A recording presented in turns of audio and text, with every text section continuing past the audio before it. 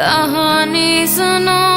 Aima bag का दिल किसने तोड़ा? गुलकारा आयमा बेग को अपने साबका बॉयफ्रेंड और मंगेतर शहबाज शिगरी की याद सताने लगी। उनका कहना है कि मैंने नया गाना इसी वजह से गाया है। आयमा बेग ने चंद दिन कबल कहानी सुनो की वीडियो को रिलीज किया था। इससे कबल ये गाना कोक स्टूडियो सीजन 14 के गाने कन्ना यारी से शोहरत हासिल करने वाले कैफी खलील ने गाया था। कैफी खलील ने इब्तदाई तौर पर कहानी सुनो को जून 2021 में रिलीज किया था, जिसे काफी सराहा गया था। बाद अज़ां कैफी खलील ने इसी गाने को नए अंदाज में जून 2022 में भी रिलीज किया था। लोगों ने कैफी खलील के दोनों गानों को पसंद किया था।